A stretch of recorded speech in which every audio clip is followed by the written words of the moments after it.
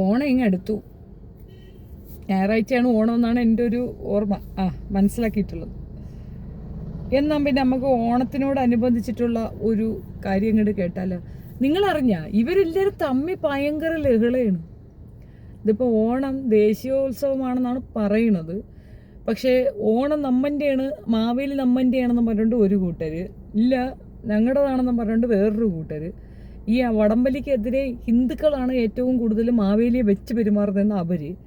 സത്യത്തിൽ ഇവർ മൂന്നുപേരും തമ്മിലൊരു തീരുമാനത്തിലെത്തിയായിരുന്നെങ്കിൽ നമുക്കങ്ങോട്ട് ഓണം ആഘോഷിക്കായിരുന്നു. എന്തായാലും അതൊന്ന് കേൾക്കാമേ. യഥാർത്ഥ മാവേലി എന്ന് പറയുന്നത് വേറെ ആരുമല്ല, ഈശോ തന്നെയാണ്. കാരണം മാവേലി എന്ന പദത്തിന്റെ അർത്ഥം വേലിയില്ലാത്തവൻ എന്നാണ്, അതിരുകളില്ലാത്തവൻ എന്നാണ്. അതിരുകളില്ലാത്ത ഒരൊറ്റ വ്യക്തിയുള്ളൂ, അത് ഈശോ മിശിഹ തന്നെയാണ് എന്ന് നമുക്ക് എല്ലാവർക്കും അറിയാവുന്നതാണ്. യോഹന്നാന്റെ സുവിശേഷം 3-ാം അധ്യായം 16-ാമത്തെ വാക്യത്തിൽ ദൈവം ലോകത്തെ അത്രമാത്രം ഈ മുഹമ്മദ് അലിയാണ് മാവേലിയായി തീർന്നത്. അവർക്ക് മുഹമ്മദ് അലി എന്നൊന്നും പറയാൻ പറ്റൂല. അവരും മോമാലി എന്ന് വിളിച്ചു, ചിലര് മാമോലി എന്ന് വിളിച്ചു. ആ മുഹമ്മദ് അലി മാമോലി മാവേലിയായി തീർന്നു. അങ്ങനെയാണ് മാവേലി ഉണ്ടായത്. തള്ളെ പണ്ഡിതനാണെന്ന് തോന്നുന്നു. ആ ഫോമേഷൻ കണ്ട മാമാലി മാമാലി മാമാലി മമ്മൂലി മാവേലി, ഇവർ രണ്ടുപേരുടെ നല്ല പിച്ചി പറയുകയാണ് അങ്ങോട്ട്. അപ്പോഴുണ്ട് ഹിന്ദുക്കൾ പറയണ് വാമനാണ്, അദ്ദേഹം വന്ന് ചവിട്ടിത്താഴ്ത്തി പണ്ടത്തെ മഹാബലിയായിരുന്നു, ഇവിടെ രാജാവായിരുന്നു. ഇങ്ങനെ കുറേ സ്റ്റോറികൾ അവർ കൊണ്ടുവരികയാണ്. ഇതിപ്പോൾ ആരെ വിശ്വസിക്കും നമ്മൾ? നിങ്ങൾക്ക് കൺഫ്യൂഷൻ ഉണ്ടോ? എനിക്ക് ഭയങ്കര കൺഫ്യൂഷനായി സത്യമായിട്ട്. ഈ ഒരു കൺഫ്യൂഷൻ കാരണം ഞാൻ വിചാരിക്കുന്നു ഈ വർഷത്തെ ഓണം അങ്ങോട്ട് നിർത്താം. ലാഭം കുറയാണ്, ഉടുപ്പ് വാങ്ങിക്കണ്ട, സദ്യ ഉണ്ടാകണ്ട, ചിലവ് കുറഞ്ഞു കിട്ടും.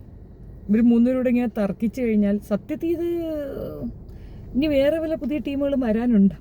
അല്ലെ മാവേലി നമ്മൻ്റെയാണെന്നൊക്കെ പറയാനൊക്കെ ഉണ്ട്.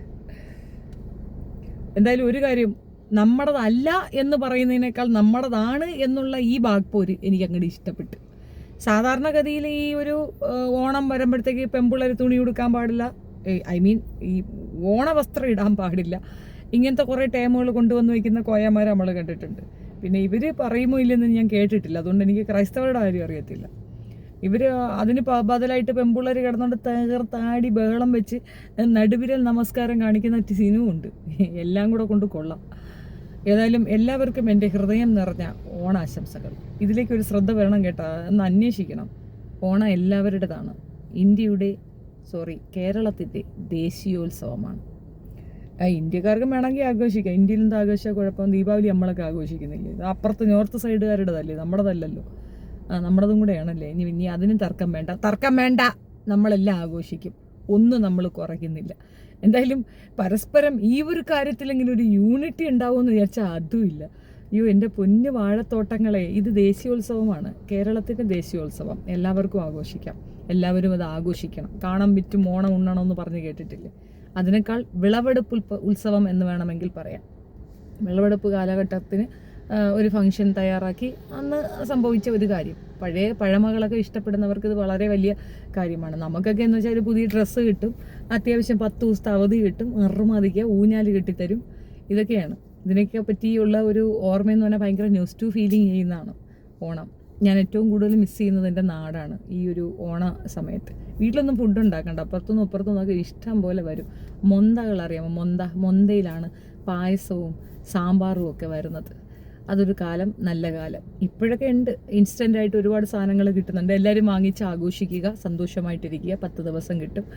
ഞങ്ങൾക്ക് 10 ദിവസം അധികം ആഘോഷിക്കാനൊന്നും പറ്റത്തില്ല. ഒന്നാമത്തെ റീസൺ, മകന് എക്സാം അതിന് ശേഷം ആയതുകൊണ്ട് തന്നെ ആളൊരു എക്സാം പരിഭ്രാന്തിയിലാണുള്ളത്. അപ്പം കൂടുതൽ മനസ്സിരുത്തി ഞങ്ങൾക്കൊപ്പം എൻജോയ് ചെയ്യാൻ അവനെ കൊണ്ട് പറ്റാത്തൊരു സാഹചര്യമുള്ളതിനാൽ ഞങ്ങൾ തൽക്കാലം ഇതിനെപ്പറ്റി വലിയ കുലങ്കുശിതമായി ആലോചിക്കുന്നില്ല, സ്റ്റെപ്പ് ബാക്കാണ്. ബാക്കി വരും ദിവസങ്ങളിൽ പറയാം. എല്ലാവരും സന്തോഷമായിട്ടിരിക്കുക, ഓണം ആഘോഷിക്കുക, അടികൂടണ്ട. നിങ്ങളുടെ തന്നെ മമ്മാലിയുടെ തന്നെയാണ് ഓണം. ഇത് മുഹമ്മദ് അലി തന്നെ നമ്മൾ സമ്മതിച്ചങ്ങ് എഴുതി തന്നു പോരെ, അവരാഘോഷിക്കട്ടെ, മിണ്ടായിരിക്കും. ഇനി അല്ലെങ്കിൽ പെൺപിള്ളേരെ ഇട്ട് ഉപദ്രവിക്കും, അവരാഘോഷിക്കട്ടെ. ഇനി അപ്പുറത്ത് അയ്യോ ഈ 1-ാം വാള്യം 4-ാം കുത്തം 4-ാമത്തെ പുസ്തകത്തിൽ 5-ാമത്തെ വാള്യത്തിൽ 6-ാമത്തെ അക്ഷരത്തിൽ ശരി സമ്മതിച്ചു, യേശു തന്നെയാണ് മുഹമ്മദ് അലി, യേശു തന്നെയാണ് പിന്നെ Maveli.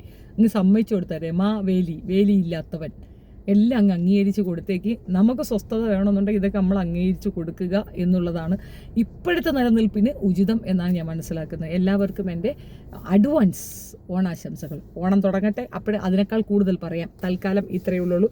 Thank you so much.